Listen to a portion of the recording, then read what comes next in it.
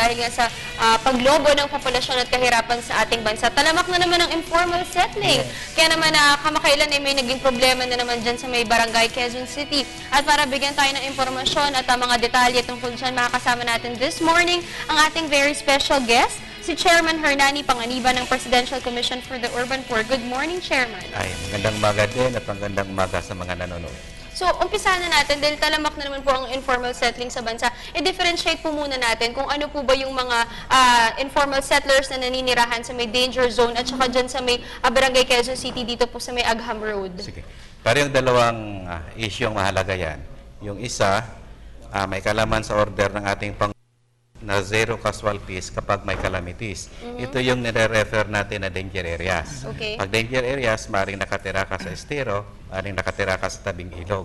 Dahil ang utos ay zero casualties, dapat ma-move na natin. So may target na bilang yan ng ating Pangulo.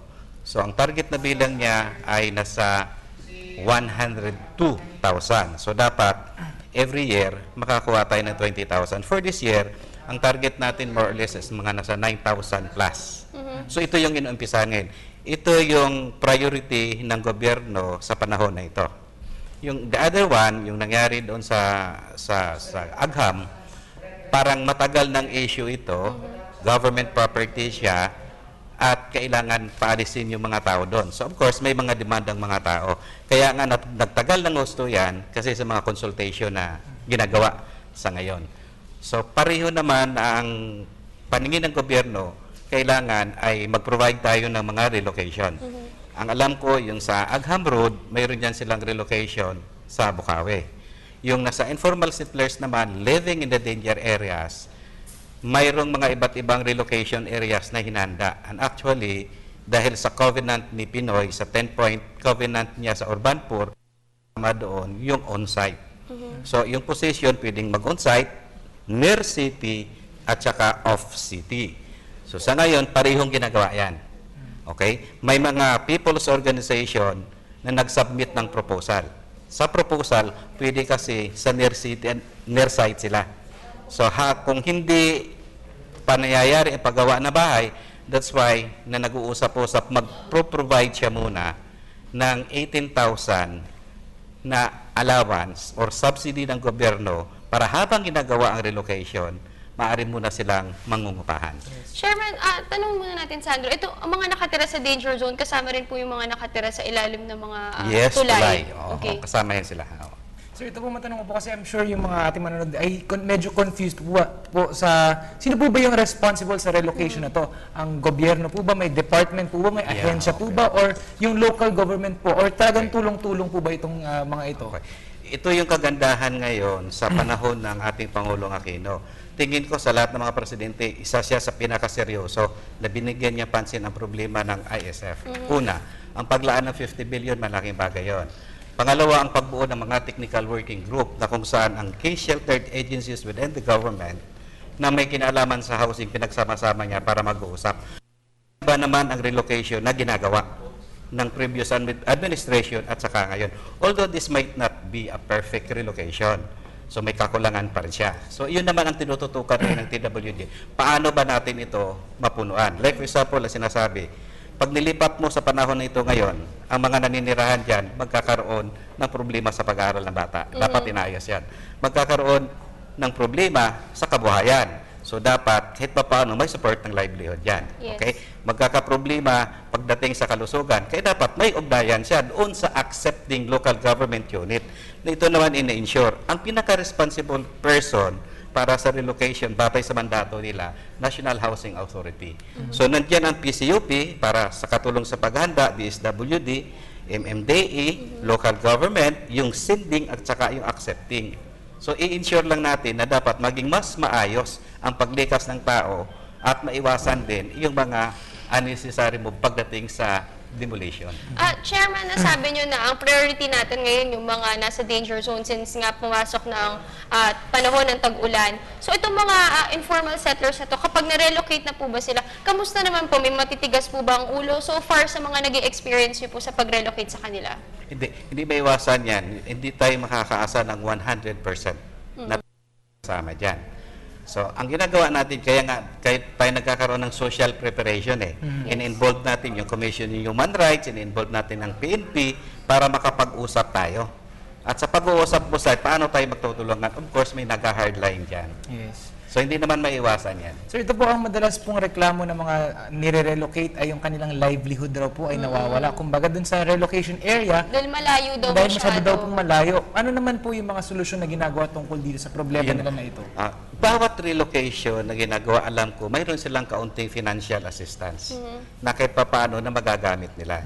Ito, sa ngayon, mayroon tayong subsidized ngayon na 18,000. So ito yung sinusubukan namin na ayusin sa ngayon. Maaring makatulong ang PCUP dyan, maaring makatulong yung DOLE, maaring makatulong ang DSWD. Kaya sa profiling pa lang inaayos na ano ba ang maaring kabuhayan paglipat doon at ano-ano yung mga skills ng mga taong dapat ililikas. Iyon yung ginagawa namin ngayon para mas magiging maayos at comprehensive naman kahit papaano yung paglilikas sa mga tao na may kasamang pag-aaral. Pero Chairman, marami rin na mga nagrereklamo na kulang daw po yung 18,000 para for whole year. So ano po ba yung aksyon na ginagawa natin tungkol dito? Alam mo, ganito yan. Ang batas kasi sinasabi niya under Republic Act 7279, 60 days times minimum or relocation. Okay. Ngayon, ang ginawa ng gobyerno, mayroon siyang financial assistance, mayroon pa siyang relocation. So tingin ko, baka in the future pwede i-consider, pero sa ngayon ito lang kasi makakaya ng gobyerno. 365 million for subsidy, medyo malaki ng kaunti. So sa ngayon lang yata, ito lang ang gobyerno, yung naglinaw na nagsabi, magbibigay kami ng 18,000, na transparent siya. Yes. Sir, ito naman po, siyempre, dun sa, kumbaga sa relocation area, yung mag-iiba yung ekonomiya ng lugar na yan, kumbaga sa Yes. Bukawi nga po, siyempre, dadami mga estudyante dahil sa mga pamilya, sa mga bata, pati yung mga trabaho. Paano naman po naghahanda ang mga local governments siguro paglipat nga ng mga tao sa kanilang area? Kaya nga, very specific din in RA 7279 doon sa sending and accepting local government unit. So dapat may prior information doon sa accepting local government unit na ganito, may 1,000 bata kami dadagdag yan. Then, nagde-demand din yan yung local government. Kailangan namin. Ilang classroom ba ang dapat? Ilang, tawag nito, yung health center ang ilalagay natin o magdadagdag tayo? Ilang basura ba o tagahakot ng basura ang dapat na ilalagay natin dyan? Yun yung role kung bakit may local interagency ng sending at saka accepting. So malinaw na malinaw yan under Republic Act 72 sa implementing rules and regulation niya. Dapat yung mga gawain na yan, identified yan 20 years ago. Dapat lang siguro isa katuparan at dapat magiging transparent na kami na sa gobyerno paglikas doon sa mga ISF. Kailangan malinaw yan ang papel na bawat isa. Pero Chairman, dun sa mga informal settlers na matigas po yung ulo na from na-relocate na sila, tapos babalik po sila dun sa dati nila, yung iba pa nga po, binibenta yung mga para kumita sila. May mga karampatang penalty po ba na nakahanda para sa kanila? Alam mo, mayroong karapatan yan, nasa RA 7279 yan, na kapag binigyan ka, hindi mo siya pwedeng ibenta. May disqualification yan, at tapos may penalty pa. So ngayon, very specific ang Department of Interior and Local Government na sinasabi niya, this time, pinaghandaan na namin, hindi na pwede mangyayari na ibibenta mo. Ipapakulong namin kayo, hindi namin papasukin, yung hindi nakatira doon sa bahay na yan. So meaning, parang seryoso na kami ngayon sa gagawin namin dito. Kasi ang panawagan ng Pangulo, dapat bawasan. Huwag dagdagan ng ISF, kaya naglaan ng 50 billion for that. Pero, Chairman, do you think sa proyekto ng ating Pangulong Benigno Aquino III, bago matapos ang kanyang termino, sa tingin niyo po ay talagang magiging successful itong proyekto at talagang totally mawawala ng mga informal settlers? Hindi naman siguro, baka mababawasan, di siya mawawala. Pero sa amin, na sa technical working group, mag-usap-usap kami para sa isang solusyon. Kalimutan na muna natin ang teknikalidad para sa solusyon sa flagship program ng Pangulo dito sa 50 billion, yung zero casualties. Yes. Sir, siguro panghuli na lang po, baka meron po kayong mensahe po sa ating mga manonood ngayong umaga. Okay. Sa mga kasamahan ko, sa mga urban poor, huwag natin ipaubaya sa ibang tao ang karapatan natin. Dapat kung tayo yung apektado, tayo mismo yung magsasalita. Huwag tayo padadala sa mga hindi naman nakatira sa ating lugar. Yun ang solusyon para pareho tayo magtutulungan ng gobyerno at ang people's organization. Ayan. Thank you so much. That was Chairman Hernani Panganiban, Chairman/CEO Presidential Commission for the Urban Poor. Maraming salamat po. Maraming salamat.